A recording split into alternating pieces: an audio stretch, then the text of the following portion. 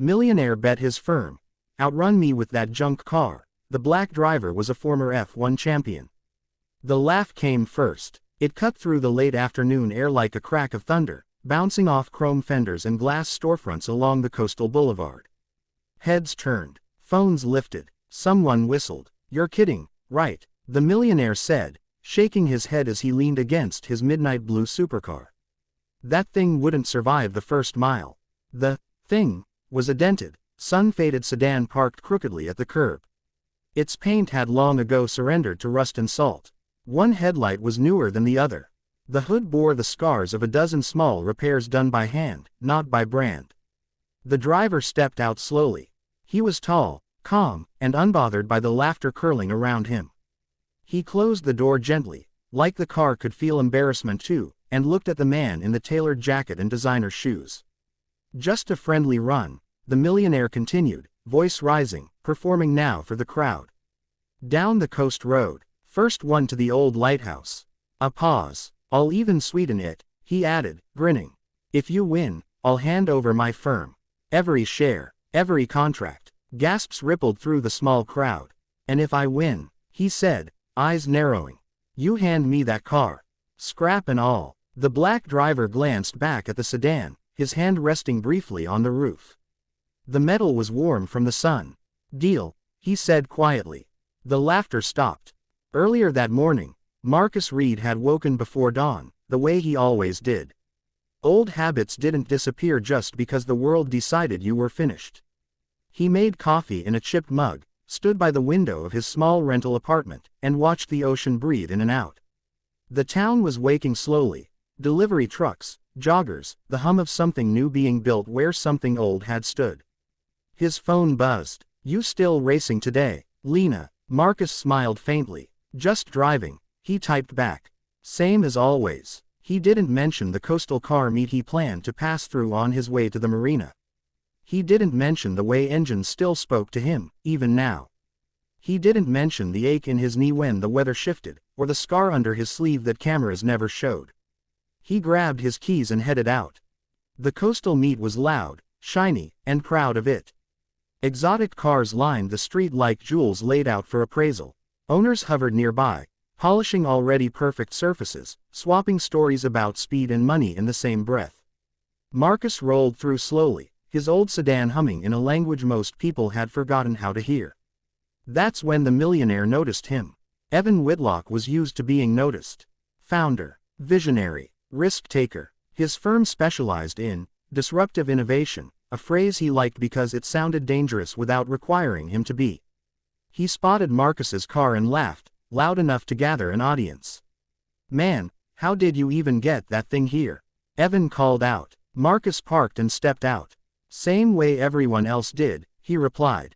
The crowd chuckled. Evan saw opportunity. That was how the bet was born. Now, as the sun tilted lower and the road ahead shimmered with heat, the two men stood side by side at the informal starting line. Evan slid into his supercar, the engine snarling like a caged animal. Marcus settled into his sedan, the seat familiar, the steering wheel worn smooth by years of honest miles.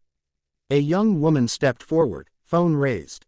"On 3, she called. Marcus adjusted his mirror. He thought of a different track. A different crowd. A time when his name had been printed in bold letters across international headlines. When commentators had struggled to say it correctly. When he had stood on podiums that smelled of champagne and sweat and history. He hadn't thought about that life in a long time. 1, 2, 3, they launched. Evan surged ahead immediately, his car screaming triumph.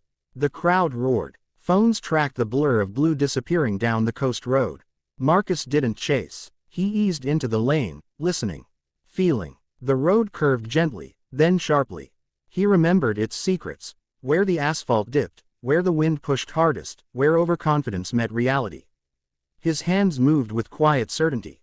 The sedan responded. Mile by mile, the gap closed. As they raced, Evan's confidence began to fray.